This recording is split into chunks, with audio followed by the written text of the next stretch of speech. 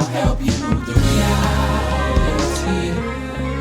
We're here. We are here. So what's up, everybody? Welcome to another episode of On the Other Side of Momming, because there's more to this mom life. And I am your host, Tanisha T. Moore.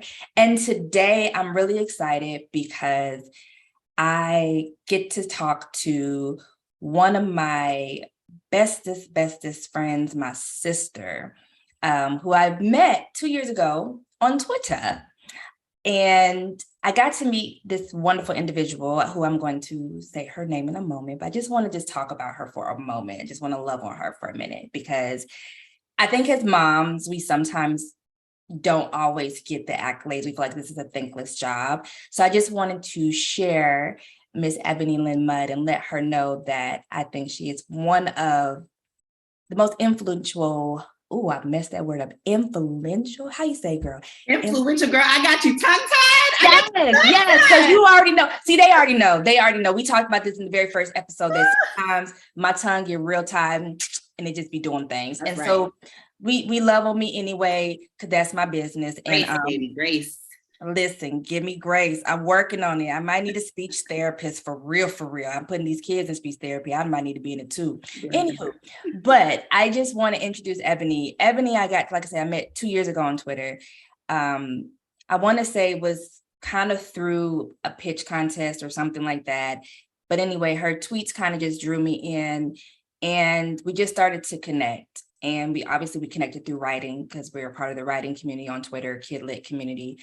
And I saw some things different, like how she talked to her son, and just kind of her passion, and just kind of I don't know, just whatever it was like these kindred spirits. Like it was like this instant connection, right? And so, Ebony, I just want to say thank you for taking time out of your day to sit with me, to talk to me. I love you so much. I think you are so incredibly smart and talented, and it is a joy to get to do life with you. And so thank you. Thank you.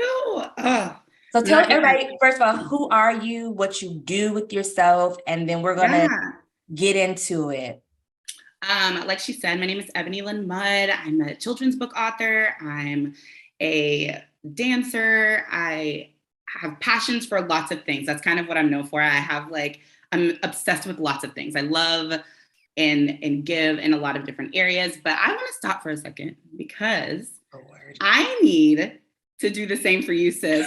I mean, it's so what people don't know, and they might get like a glimpse of, because you just poured your heart out to me and told them how much you're in love with me. But wow, that's because we've been talking. Like, we talk almost every single day, you guys, and so we've had a lot of conversations about motherhood and just our souls and what makes us us, and how pre-baby us and post-baby us and present day us and future and past. And so this is really cool, and to be able to be sitting here and having this discussion with you guys listening. So we're going to see how that goes. But one of the things that we talk about a lot is this podcast. And so I'm so proud of you, because we're here and we're doing it. And I see the little record button and I'm like, oh, you did this. So I'm so proud of you.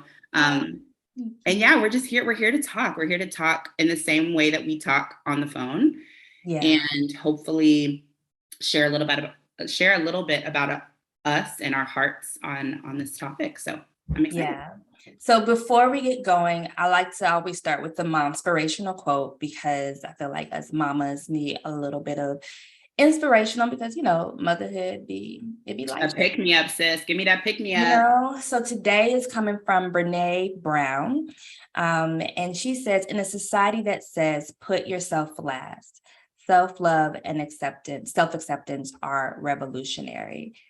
So if you think about that as a mom, and we've talked about this before, where it is like we're martyrs, right? Like we put ourselves after everybody, and then whatever's left over is what we have to give. We get the scrappy scraps on the bottom of the floor. And it's the crumbs. But you think about the lady in the Bible when Jesus was like, something about the crumbs, and she was like, listen, even the dogs eat the crumbs, okay? And like, that's kind of what we're getting, right? Like, we're like, I need the crumbs too. But what gets lost in that is our self-love, because eventually our identity is in our kids. It's in, if we have a significant other, it's in that, or it's in our work, it's in everything but who we are. And along the way, we get lost and we lose the spark, we lose the joy, we lose the passion, because everything that we wanted to do is now on the back burner because we have to take care of these kids. We have to take, I got to make sure that they're going to school. Like even today, this morning, one of the kids threw up. This is week 2. We already throwing up. Daycare is closed today. The other one, we're fighting to put on underwear and to put on shorts and to get out the house. And so I'm flustered. By the time I get to her school, I'm like so abused mentally, because I'm just like, all 3 before 9 a.m. All before 9 a.m. No, not even before 9. We're talking about before 8, dude. Like, yeah. I walk into the schools, they're like, oh, the bell hasn't rang. I'm so discouraged. I know I can't walk her to class. Like, I know that, but I'm in my head trying to walk her to her class, knowing I can't walk her to class. They're like, you can't walk her to class. I'm like, what? And I turn back around. Mind you, I'm holding her shoes in my hand. Because of course, because why would she be wearing them? She's still crying. I'm holding her. Her backpack is on me. And so the counselor, she's so sweet, and she turns and she's like, I'll take her to class. I can walk her to class. And I'll just look at her. I say, okay, cool. Put her down in the seat. And they look, the ladies in the office, they know me. They see me all the time. And they just kind of look at me like, dang, like, it's okay. Like, and you can feel like that sympathy. And I just, yeah. Like, I think it's so wild that when you become a mom, your day is filled and flooded with tasks and another person you have no control over. And the world, that quote is just so interesting, that the idea that we find self-love and self-acceptance within ourselves and not these tasks and these tiny people we have no control over is revolutionary. Like, that's wild to me, because we have no control over these people. And so to put all of our identities and joy into these kids we're raising, these beautiful kids we're raising, and these millions of tasks we have to do all day is a setup. It's a setup, sis. It's a setup. It's what they don't tell us, right? Like, and so today we're going to talk about, on the other side of momming, joy as a mom, finding joy as a mom, right? Because it gets lost. Just in sharing my story, I did an article not too long ago where I shared pretty much my story about into motherhood, into entrepreneurship. And I remember one of the things I said in there was, I shared my body, and now you're telling me basically, fuck your dreams. Essentially, is what you're saying. Like, all of what you worked for, all that's cool and cute and everything, but now that goes off to die until, maybe the kids move out, and now you lukewarm to the grave, and now you can go live. But not even fuck your dreams, fuck your self-care, fuck your hygiene, fuck your basic needs and necessities, right? They talk so much about the basic needs of a child: roof over your head, food, water, bath, whatever the case may be. It's like, where's my bath? Where's my food? Where's my basic necessities, right? It's fuck all that. Right. Because when was the last time, like, when you have the babies, we're going to be honest, and y'all know I keep it real, taking a bath was really secondary on the list. Oh, yeah. When you're, especially when they're newborns, like you don't even think about a bath at that point. Like, if you catch yourself smelling, then you're like, oh, I probably should go wash up at this. And you hear people say words like, oh, he let me take a bath today. He let me shower. He helped me while I showered.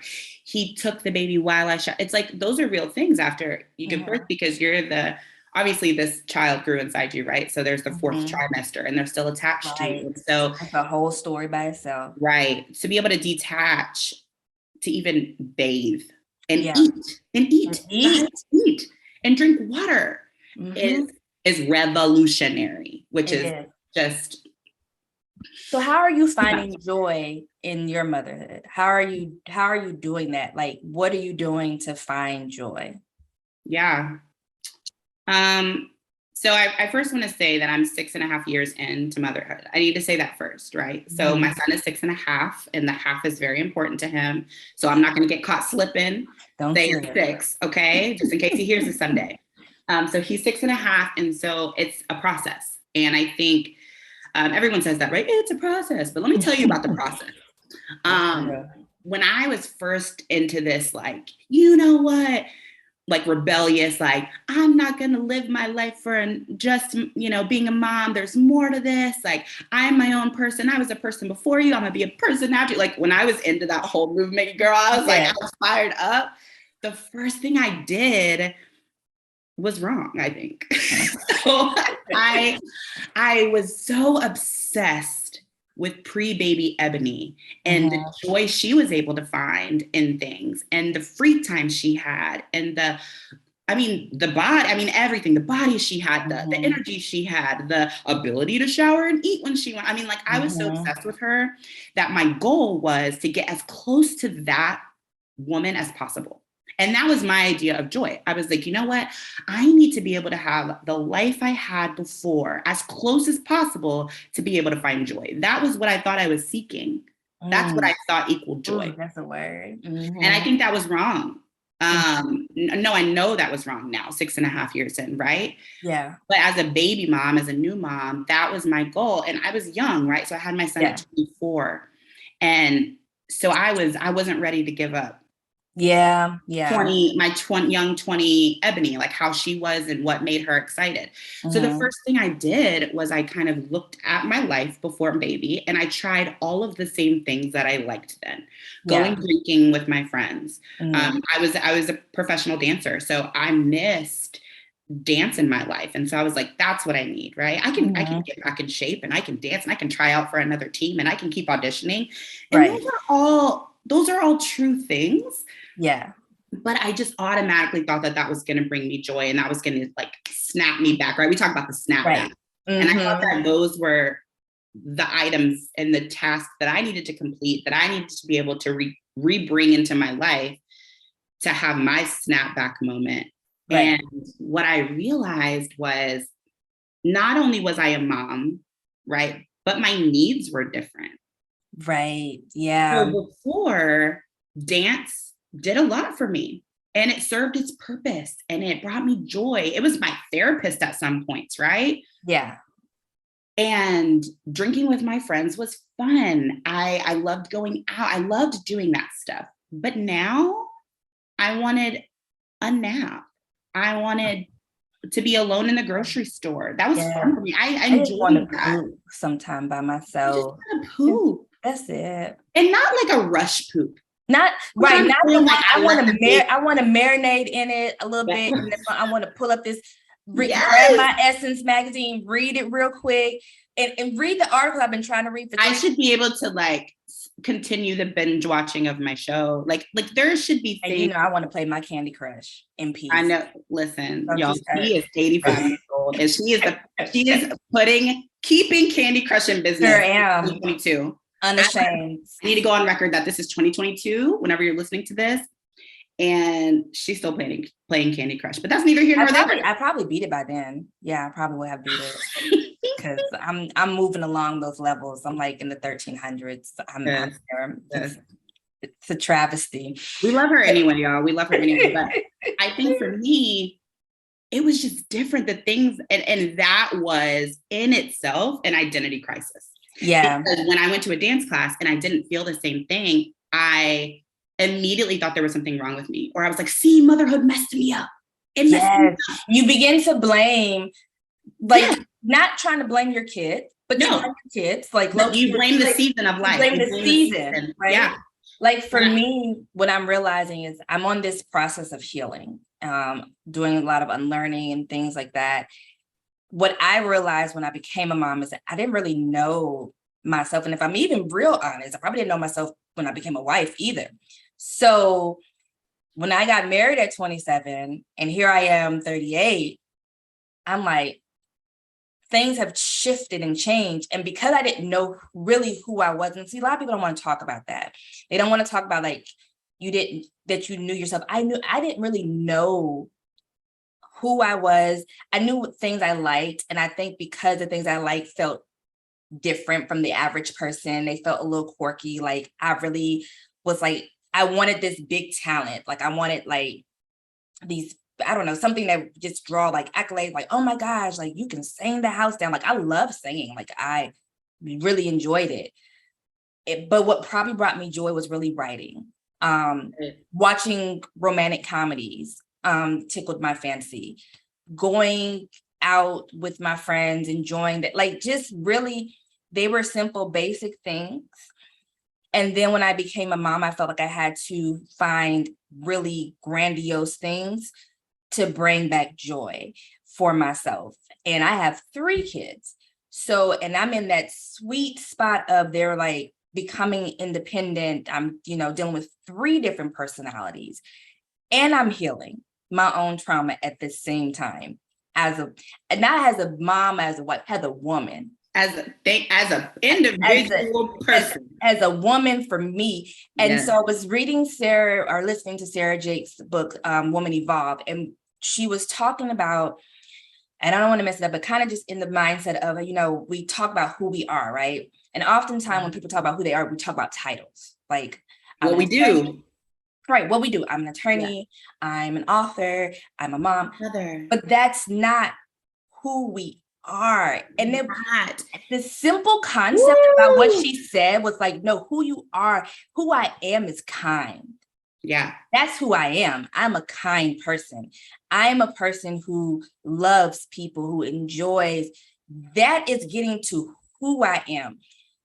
That simple, like, statement in her book was really revolutionary, because for so long, I've been checking off this box of who I am by titles, but not directing who I am as a person.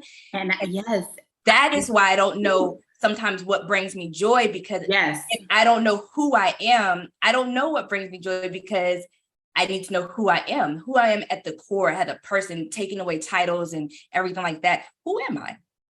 And a lot of times what happens is we go to those titles to seek joy. Like I said, dancer, lawyer. You're like, oh, I need to go back in the office. That'll bring me joy. I need to go back to work. I need to do this, because you're like, that's who I am. That's who I was before you.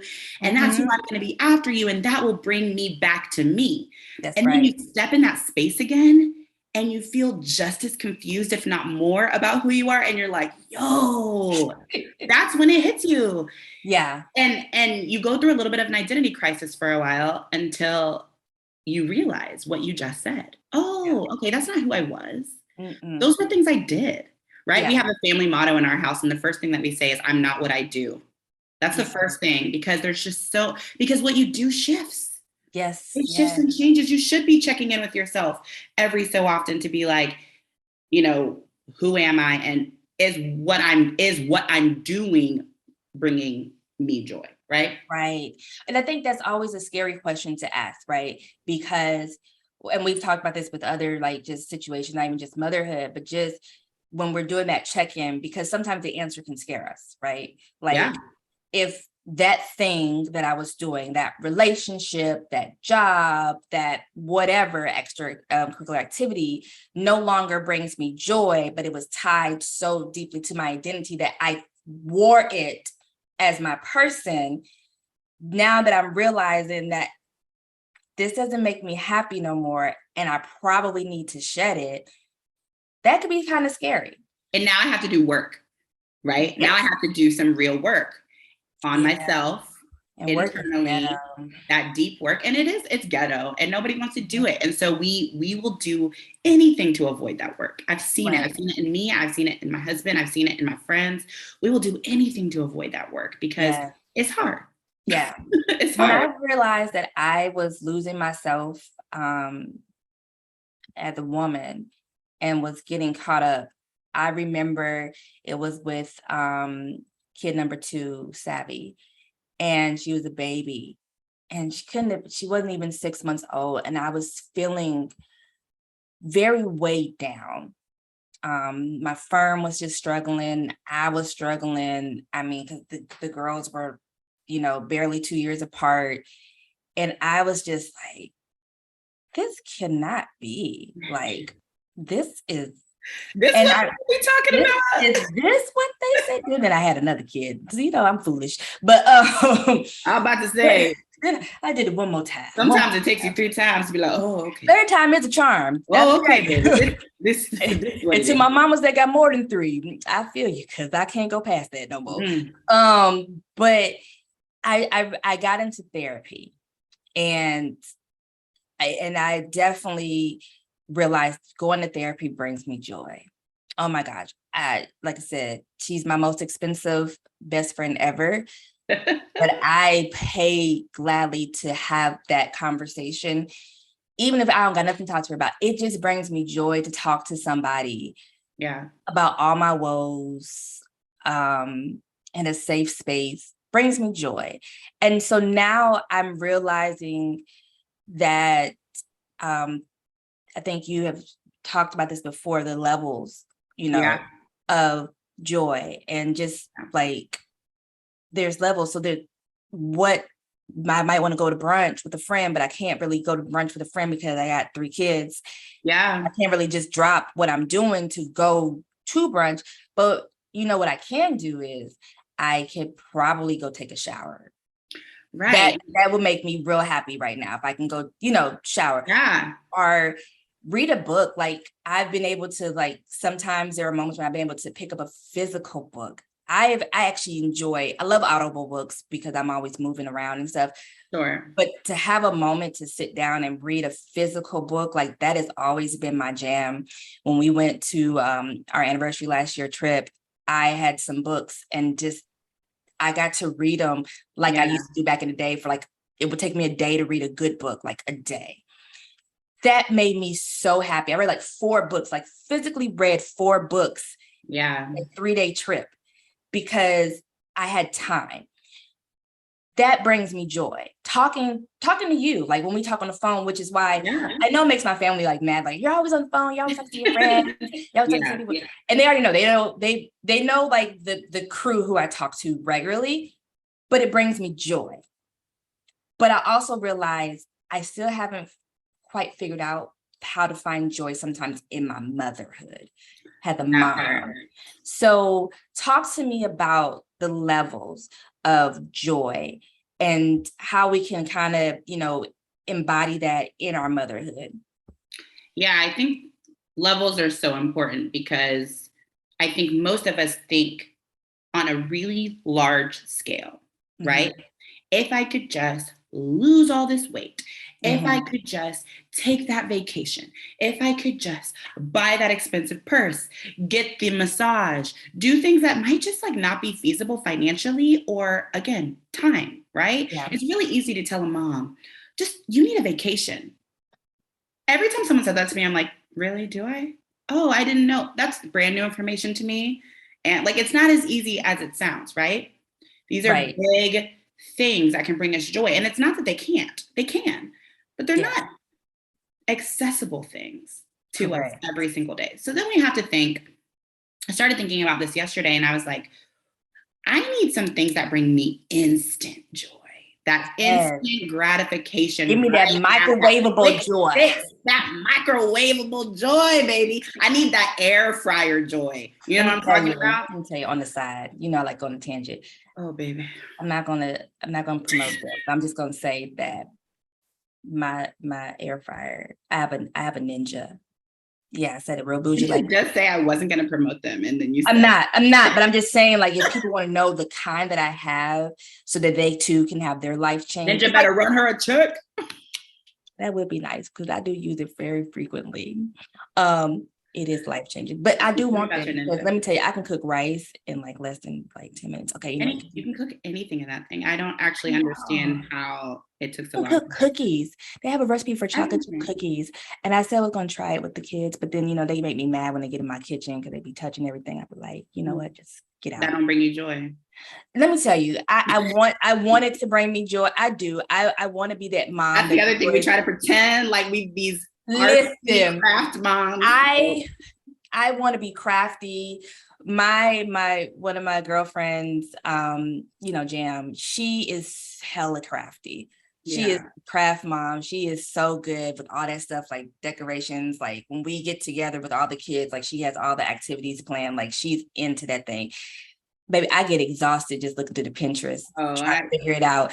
And I want to bake with them. I try to bake with them. They don't listen worth a damn. I don't want to. And so I like to buy stuff. I like to buy all the stuff for the thing. I love hitting add to cart and buy now. But then when it comes, I love unboxing it. But then like actually doing it. Yeah, I just like my happy place is in the kitchen. Now the boy, he can be in the kitchen with me. He listens. He wants to, he's at this stage where he want to help me, but really he want to explore. I call it exploring instead of meddling.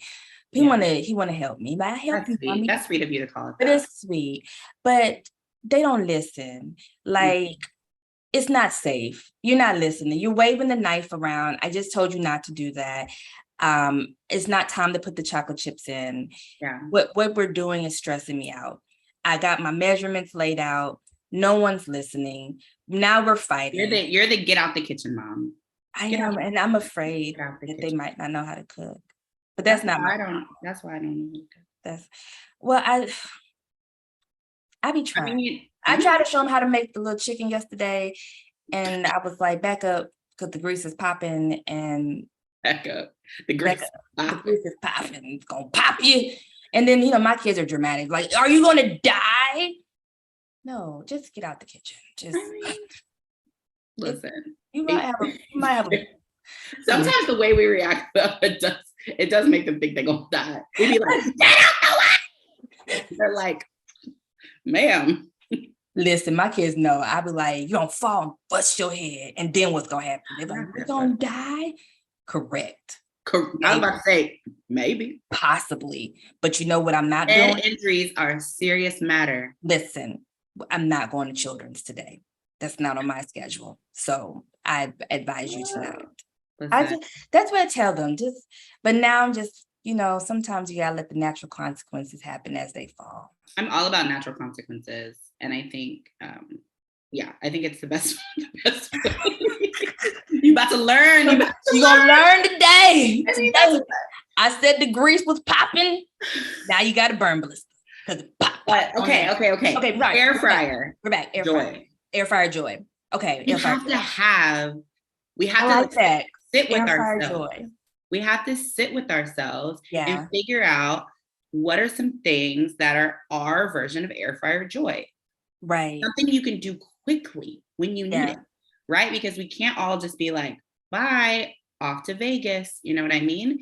And so, but you can say, bye, off to make a hot cup of tea. Bye, off to sit in the hammock. Bye, off to shake my ass to the Beyonce CD. You knew I was gonna listen. Any chance I get, we gonna talk about the queen. You're not gonna but you can do those things. Off to take a walk. Yeah. Those are things you can do tangibly. Yes, practically. Realistically, practically as a mother. Yeah. Because sometimes the advice that we get is just not real. It's like, who are you talking to? Are you talking to a mom with like 6 nannies? Because like, I can't do that. Right? I don't have that lifestyle. No, because that would also bring me joy. So there's air fryer joy. You need things. You need to be having conversations with yourself. What are things that are quick that will bring me joy? Then you have things that might take a day or two, right? We talked about this, like it might take a day or two. You might have to like put some things in place or plan or, a nice hot bath or whatever the case may be, or a book. Like you said, like I need to find some time to do this. It might take a day or two to get things in place. Then there's things that take maybe a couple of weeks, planning a brunch with your friends, a mani-pedi. And it doesn't have to be this type of stuff either. It can literally just be going to take a drive. Like it could be I love going to the on your list by myself. Yeah. Oh my gosh. Grocery shopping by yourself is revolutionary. So that's really what it really is. Like, I don't know, because I know some people don't like it, but I think because I have the amount of kids I have. Yeah, you appreciate it. I go in that store. I remember, funny story. I think it was with Sid. so Sid was my NICU baby. And so like she came home and she couldn't like get out the car or anything. So she had to be like in the house and stuff when she got home. I remember I went to Walmart. I'm not going to say anything about them, but I went to Walmart and my mom called me, I think after about 45 minutes. I don't even think I was supposed to get like one thing in there. I walked around every aisle of the store like I've never I seen love that so much. I was just like, oh my God, look at where they I've been looking at stuff in like the car section, like the tires. I'm like, yeah, like smelling the rubber of the tires. Like, what do you call these wheels? Is that Goodyear? Oh, Michelin. The windshield wiper fluid. What is that? Do I need that? I need this. Look at this craft paper. Air freshener shaped like a penguin. Oh yes, toothbrushes. I probably should get one of those. Let's get one. Look at this looking at all the different types of toothpaste. Right. I did not know they made so many toothpastes. Like it's just all these things, and it was like so brand new. And I was just, it brought me joy. And so I love how you're breaking down like the levels, the air fryer joy. Like I can think like the one thing that probably brings me joy at this stage is being able to watch an episode of Psych. Yeah. Like I love that show. And so like that brings me a lot of joy. Like the kids know, oh, she's watching her show. Or you know, I drink tea. I'm a big tea drinker, so I love drinking tea. Yes. Like, and those things, I never thought about how I feel in that moment. And I don't check in with myself to even know, like, in that moment, I'm in my happy place. I'm in a zone. I think there's things we have to do. We have to observe ourselves. We have to observe, like, what are moments when we feel calm? What are moments when we feel joy? And then we can check in with ourselves. And then for the moms out there that are like, well, hot tea is not quick for me. Okay, that might be your day or two thing. Like you get to pick where these things fall for you. Like not all my quick air fryer joy things are going to be quick for a family of 5, you know?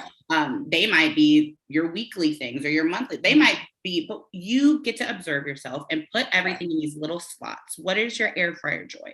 What are things you can do in a day or two, a week, a few weeks? And then those big things.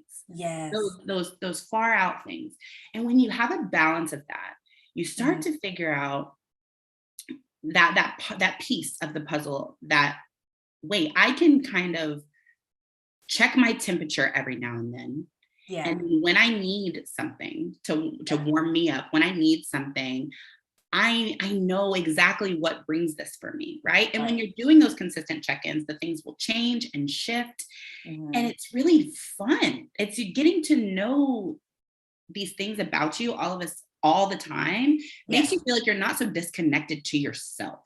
You're not so disconnected to caring for yourself. Right? And then once all that is in place, you kind of get to this point where you're in this, like I said at the beginning, you know, I was a person before and I'm a person now and I'm going to take care of me.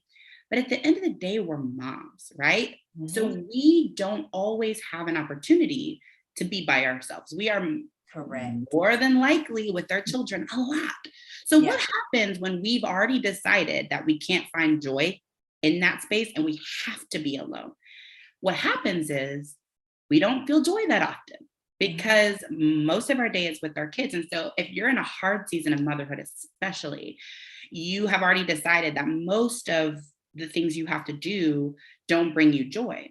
And so you're just waiting for that alone time. You're just begging for it. It's not a thing you're seeking because you're excited. It's a thing you're seeking out of desperation to save you, right? And so that can't make decisions from a desperate place. That becomes a different thing. Then even when you do it, it doesn't feel joyful. It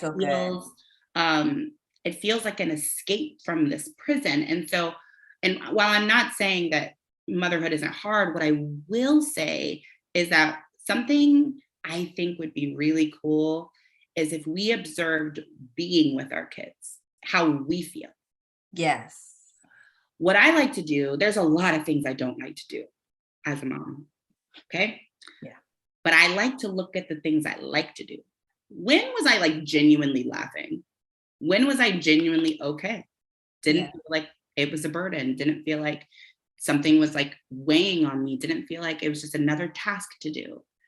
Observe yourself for a couple of weeks and then add more of that stuff in. Right. Maybe you're a mom that really loves reading books with your kids.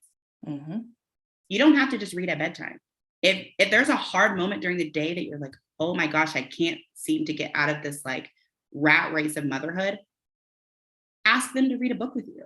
If that's something, you know what I mean? And I'll tell you, like, for me, it's dance parties with my son. I genuinely love them.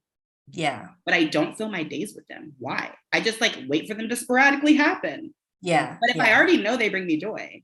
Yeah. And I know I'm about to have a hard day of like getting my kid out the door, getting him to his activities, packing lunch, all these different fights, bedtime fights. Why don't I just say, well, here are 3 things I do love to do with my son. So let me sprinkle them in. Let me sprinkle it in the morning while we're trying to get out the door. Dance party on the way to the car. That's dance right. party. Like, why don't I do that? So smart. And also, I think I'm hearing something that's very big. I think kind of maybe a little controversial. I don't have to like everything that my kid likes. I also think that there's a lot of stigma and judgment when we talk about I'm not always going to be on 10 as a mom. I'm not going to always enjoy, but like your kids don't always like you. And so I think we have to honor what is classified as negative and process that. And so to also know like, okay, that may not be my joyful thing. Like I know with my oldest, she loves to play video games. That brings her joy. I enjoy that, doing that with her. I enjoy doing little dance parties, but I also think for me, if I'm honest, I'm learning about what brings me joy as their mom, because I'm around my kids all the time. Anyone who knows me, who's ever called me, knows I have a kid nearby. If not one, all 3. And I notice when I'm being short and snippy, it's because I haven't found the time to connect with them in a moment, in a space, and just like, what's that thing? So we've gotten into our bedtime routine. I love reading books with them. I think they enjoy when I read to them because we have fun reading the books. Baby girl, she likes to play now, so she always wants to play. Now that doesn't bring me joy all the time because she can go, because she be lights, camera, action. Baby, she be giving me the script. And it'd be a lot. I'm the director and the talent, sis. Yes. And it's a lot of rules to her game playing. And I'd be like, okay. So what I've done is I'll set a timer. But I will stop what I'm doing to engage with her because I know it makes seeing her happy brings me joy. And so that's kind of, I guess I just answered my question. For me, what brings me joy sometimes with my kids is seeing the joy for them. And so that fills my cup because in that moment, I got to serve them. And in serving them, I served myself a cup of joy as well, because that makes me happy. A cup of joy. You're so cute. Listen, I'm going to say this. I don't like to play. Okay? I don't like it. So what we do is we have I love you time. I play for 10 minutes in the morning. I go all out and I play for 10 minutes at night. No, that I love you time that's what I do because I don't like to play. And I think that's controversial. I don't like to sit on the ground and I don't like to be superheroes and I don't like it. I think there's a lot of things that are controversial when it comes to motherhood because I think people don't want to be honest. Like because they have a blank slate expectation for every mom in the world and that's just not real life, right? I saw a post. I wish I could find it. I wonder if I saved it. But basically this woman shared about how basically she never wanted to be a mom, but she's here now, right? So I got to rise. I remember seeing this. And the post, however, was so real. And it was like, I don't know a mother who probably didn't feel the way that mom felt. And she spoke from a place where I can tell that she got to a place where she was like, I don't care the judgment that's going to come. Yeah. But essentially she said, I never wanted to be a mom. That was not part of my cards. And, to the judgy people are like, well, you had sex. And so now you break. Like, listen, that's neither here nor there. whatever. That's a separate talk. That's a separate talk. And at the end of the day, we can all talk about some questionable choices we didn't all made that had some consequences we didn't like. So there's that. But I think the point that was made and what I'm seeing, what I'm loving seeing is more honest conversations about being touched out, being like, all these things, and realizing, I think people are starting to realize that moms are individual people first and foremost. Before I became a mom, I was T. Before I became a wife, I was T. And not I still am that. But it feels like I was because of the expectations the world puts on you. Correct. To drop that you and pick everyone else up. Yes. And so it feels like past tense, right? And that's what we're talking about here is like, how do we stop ourselves from being in our past and also being a part of our present and our future, right? And not just holding their lives in our hands, because quite frankly, we don't. They are their own people too. Baby, so that's another topic. We got to come back to that for another topic, because that's that's we're individual people, they're individual people, and we hopefully can guide them to a point to where they no longer need guidance, right? And we just get to be like in the audience, watching them live their lives, cheering for them, right? And so I think that's the hard part, is when we feel like we have to drop ourselves to pick them up until they're 18, and then we could try to pick ourselves back up, go run back 18 years ago and pick ourselves up again, and that's still going to be who we are. Listen. My hope for my kids is that they see a mom that has joy as their mother, have found joy in her motherhood, but also found joy as a woman for herself, and can show, especially my girls, that if they decide to become mothers, that it is okay to put on the oxygen mask first for yourself. It is imperative. You must, because you will die. It is. You will actually die. Mom, will we die? Yes, you will die. Yes, because it's that death of self. It is that Garden of Eden death, right? Where although Adam and Eve didn't die, they died, right? Because now they were awakened. And so when you think about that, that is kind of what motherhood does. I wrote an article about how motherhood reignited my passions. And just each kid kind of brought a different thing. So how you were talking about baby Ebony and like kind of going there, I realized with each kid, I was doing something radical, but not, and now that I'm talking it out loud, like literally like thinking about it right now as we're talking, like I was searching for that thing that brought me joy. So with kid number one, it was starting the law firm and doing that. You went back to all the stuff you did. All the things, because I'm a lawyer. Okay. I have a bar card. I'm a lawyer. I have a bar card. So I took the bar, damn it. Okay. I took 2 bars. Let's be correct. And yes, so because I took 2 bars, I should be practicing law. I should be a lawyer. Okay, cool. Because what a failure I would be if I didn't. And why did I accumulate 6-figure debt? And that's all contributes to how you feel about yourself. But sidebar, Mr. President Joe Biden, if you're listening, still waiting on that 50K. Okay. Still waiting on that. But doing those things, and actually because I was searching for the thing that brought me joy, I did stumble into a passion that really did bring me joy, but really is in line with my purpose too, which is my writing, which is doing this podcast, right? Being my friend. Being your friend. Sure. Why not? Make it about yourself today. But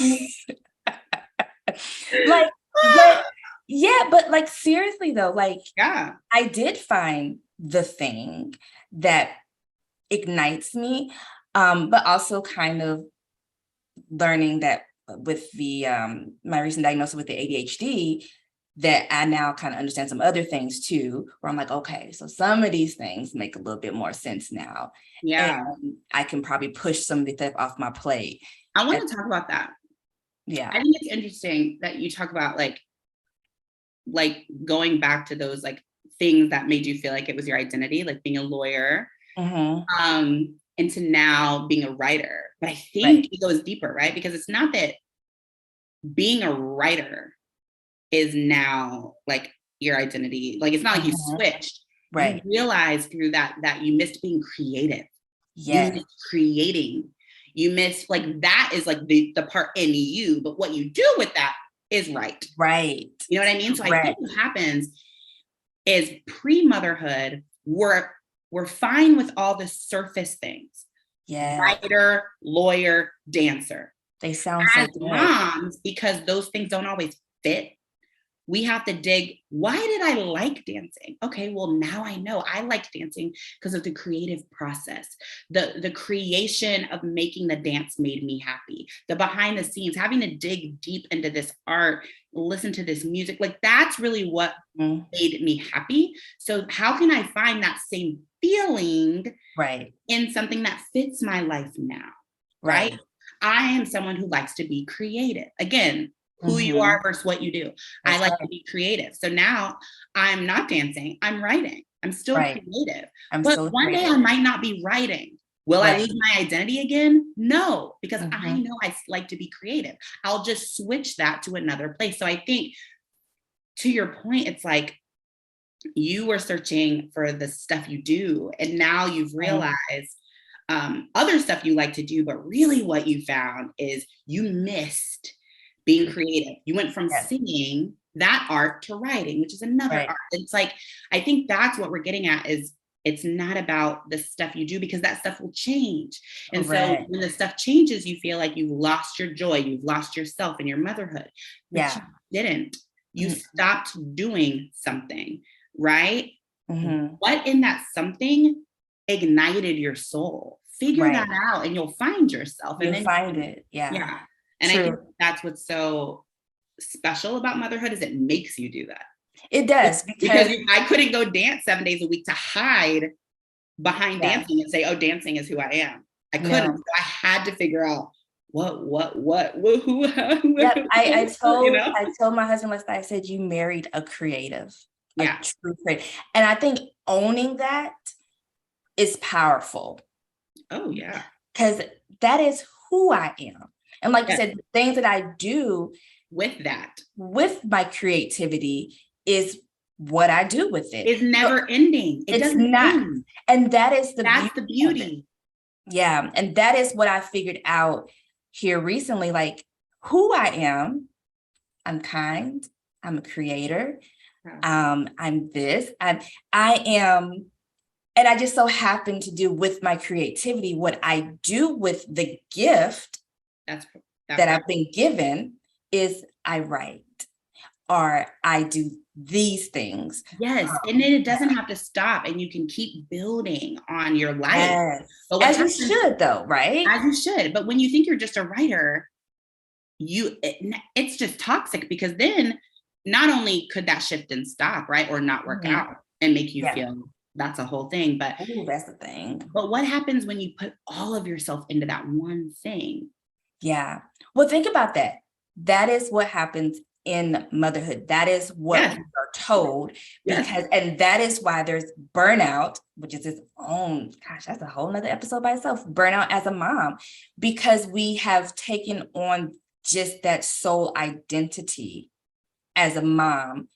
And because most of the time, a lot of us, there is not a woman who's a mother or mother-like figure who probably has not felt this way, where you hear often, I lost myself. Like, we go back to the beginning of the conversation of losing ourselves and things like that. We don't know who we are and things outside of these kids. And that's why you see so many women chasing probably for those corporate goals. And not that any of those things are bad in and of itself. Not at all. But the thing is getting to the root of it, right? Why are you doing that thing that you're chasing, right? And are you doing it because and I remember for me, it was trying to seek something outside of motherhood that I could identify for myself.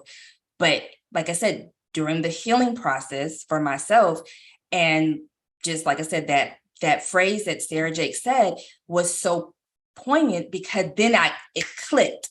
I finally clicked, like, that is what I've been doing. I've been putting titles as my identity, and that's not who I am. So I think as we're talking about finding joy as a mom, it really gets down to knowing who you are. Stripping away the titles. Stripping away the title of mom, sister, I was just about friend. to say, let's strip away the title of mom too, because mom can be, you can do it in 100 different ways, but when you put the one word on it, that's when we compare. Oh, she's a good mom. She's a this mom. She's a this mom. But if we strip the word away and we say, Ebony is a good nurturer. Ebony is organized. She's a planner. That means my son is getting someone that's nurturing him, right? Getting someone that as soon as he says, I want to do an activity, I'm looking up I'm a researcher. I'm good at researching. I like that. And so I'm doing all that stuff and putting all the activities in place. Another mom might not be a researcher and planner. So she's signing up her kids last minute for whatever happens. But if she compares herself to me, she's like, I'm not a good mom. No. But what you are is you're creative. You like to cook in the kitchen. I mean, like, you know what I'm saying? Like, you're patient. You like to play. You're other things than me. And so instead of just mom as a label, who are you? Who are you? What are your qualities you're bringing to motherhood? And if you can focus on those things, that alone will bring you joy. What are the qualities? What are the qualities you bring to motherhood? Yes. Because the good thing is, it doesn't stop at motherhood. If you bring them to motherhood, you bring them to friendships. You bring them to yourself. You bring them to your partnership that you decide to have if you decide to have one. You bring them to your job if you have one. You bring them to the world, the nonprofit you work for, the volunteer position, your church. That's right. Your whatever garden. You're doing. Yeah. Whatever. You get to show up as you. As you. I think that is where we need to get to on the other side of momming. Like, we need to get to who we are, away from the comparison. We all know comparison is the thief of joy. Away from the title, the blanket titles. The 3 letters that's supposed to define our whole lives all the same. No. And again, we're more than that. We're more than 3 letters. And I know it probably goes against the grain of the elders and stuff like that and what we've been accustomed to. But, you know, credit to us millennials and to Gen Z and to the generations after us. We're doing things different. We are breaking the mold. We are saying bullshit for all this stuff. And we are trying our best to show up differently for our kids, because I know for my girls, I need them to know who they are as a person, as a woman. Who do you show up as? I need my son to know, who are you as a person? You're not these titles. So my hope is that they won't grow up chasing titles and chasing those accolades and things like that. Again, not that anything is wrong inherently with those things, but it begins to diminish who we are. And that's why I think you have people who are anxious and the people who suffer with depression, and you have moms who are suffering in silence. You know what I'm saying? Committing suicide. Like, people are dying by suicide because they're these high expectations that not they gotta be, and they're what they are. Correct. To them is an A student, and so now that they're a B student, they don't even deserve breathing. That's how intense this is getting. But really, if that was to be replaced, I'm an A student with, I'm a hard worker. I don't quit. I will always give everything I have. Then whatever letter is on the grade doesn't matter if all those things are ticked off. Right? Correct. And that's what I'm working on. Like, even with language with the kids while they're in school, language even for myself. Right? Yeah. It's not just for them, right? Because it starts with me, because all I'm going to do is project onto them however I'm feeling, right? So that's how people parent. That's just the honest truth. Like, that's how we parent. So, but if I'm kind and show myself grace and know that I showed up and did the work, and that's all I do with the kids. With the girls, since they're in school, I ask them, how do you feel about whatever project they did? How does that make you feel? Do you feel good about yourself? Did you do your best? Then that's what counts. Labels like you're a hard worker, wow, I love how you focus. You focused so well on that. Yes. Things like that helps kind of fight Right. this And thing. not saying that, oh, you're so smart, because they might not have felt smart in that moment, but I Yeah. know you did your best. Yeah. So did you do your best? Did you focus hard?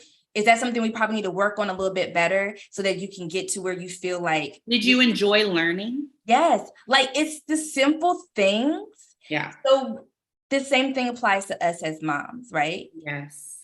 Hey, did I enjoy in that moment with my kid the dance party? How did I feel when I had that dance party? When I was creating this work that I was working on, how did I feel? Did it bring me joy? You know, did I do my best? Even when I messed up, and it didn't go as planned, how do I feel? Like this morning was this morning. And so it is what it is. But you know what? I had some little hiccups with baby girl. But you know, when she comes home, I'm gonna love on her a little extra hard, because I know the bottom line was her But sibling. not because you're a good mom, because you're loving. Because I'm kind, loving. Yes. Right? So And because that, I know that she had probably a rough day and she was mad because her siblings are home. And you know what? Hey, my heart bleeds because I am an empath. I'm just like, oh gosh. exactly. You're But also, I don't want to deal with her shenanigans when she gets home either. So I'm just going a little extra. And I think that's like a great place to like focus on. Yeah. If we can focus on our qualities, Yeah. no matter what titles we drop through our seasons or pick up, That's mom right. being one, Mm-hmm. we're going to be able to find joy because we're going to be able to lean into our qualities Yeah. in whatever we're doing, right? Yeah. And then Yeah. we won't feel as lost. We won't feel as past tense and everyone else is present tense. That's right. We won't feel as weighed down because we will be in our bodies, in ourselves, in our light and in our like current moment, and Yeah. not just obsessed with pre-baby us. Right. Right. I love it. I love it so much. And I love you. I love you. Tell everybody what you have going on, how they can find you, follow you. Are you on the socials and all that good jazz? I am on the socials. This was a great conversation, and it had me actually thinking about something that will bring me into that. Is I love teaching people. I love that. I love like giving and seeing the change in people. So like I talked about dance. I'm a dance teacher too. That was like a huge part of my life, and I love seeing like potential and helping someone see that in themselves and gaining confidence and seeing that shift.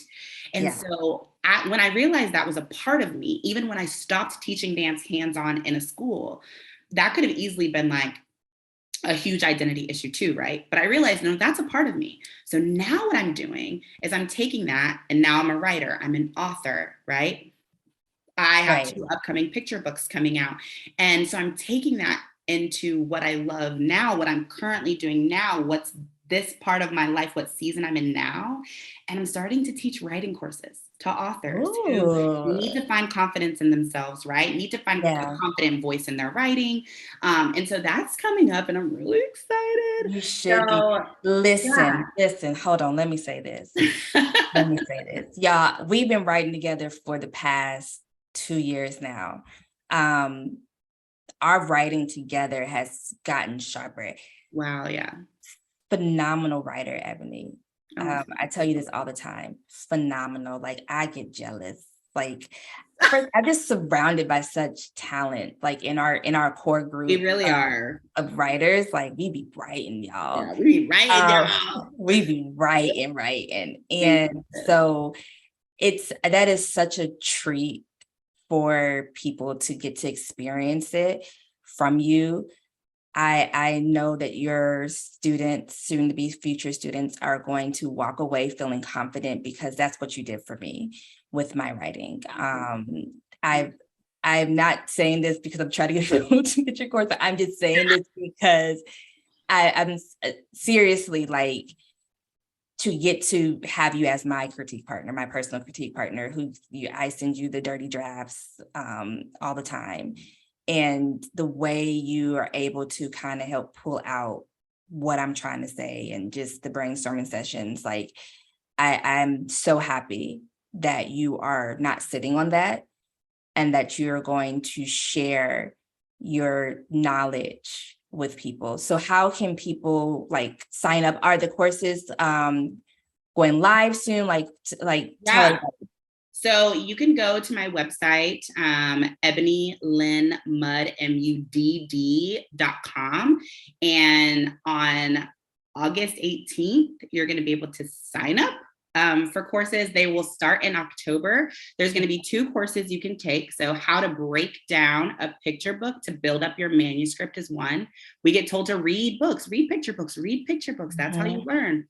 But when you have the picture book in the full stack in your hand and you just read it, it's not as effective as if you learn how to analyze and break down every choice that was made from cover to cover, and then use that knowledge to go build up your manuscript in the same way an editor or a publisher would if they had it in their hands.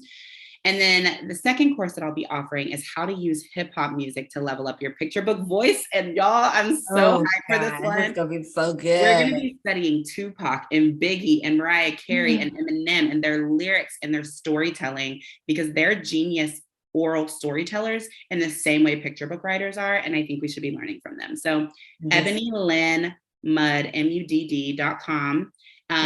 We'll make sure to put that in the show notes as well, how you can link with her as well. So don't worry, we'll make sure if you didn't catch that, it'll be in the show notes for sure. And I'm on Twitter at Ebony Lynn Mudd as well, and on Instagram, Ebony Lynn Mudd. Oh, this is so good. Look at us. So all the things we said we're gonna do, we're doing. And I think that that's a good place to end. We realized like who we were. Yeah. And we were able to put it in just a different bucket during this season of motherhood. I think so much growth had happened since we met in 2020. I think because you met me together at the time when I started shifting. Same for me. I mean, you met me at the height of my grief. I did. I think I shared that with somebody here recently. I was talking about you to someone, I can't remember who, and I was saying how we connected, and I had found out about your sister had passed recently. And I was saying, like, I know I didn't come to like replace her sister by any means, but I do feel like I was divinely placed in her 100%. Life to be a part of, to kind of help with that void. That's just wild to me. To have someone to do life with when I felt like I was going to be like kind of in this alone. I mean, right, you have one sister your whole life, and that's just how I knew it. And so to be able to gain a sister when I didn't think that was even possible is like, it's so crazy. Like, I mean, our story is just like, I'm telling you guys, like, it's this is a real love affair. Like, it is, you guys. It is forever. It is a real love affair. Our families are super connected, and it just goes to show you, like, first of all, quantity means nothing. It's all about quality. So I am super excited for these courses. Again, EbonyLynnMudd.com is where you'll be able to get more information about the courses for those of you who are interested in writing a picture book. Picture books are not easy. Don't let nobody tell you that it is. Feed into the lies. Lies. This is coming from a novelist who writes picture books as well. And that has always been my challenge, even though they come out well. But it comes from having community. It comes from having, investing in yourself. And so I think that's going to be really great that you're doing that. And like I said, just to share your knowledge with people. So Thank you. Sister, this has been amazing. Yes. Thank you for your time. I love you so much. And for everybody else, we will see you again on the other side of momming. See you soon, y'all. Bye.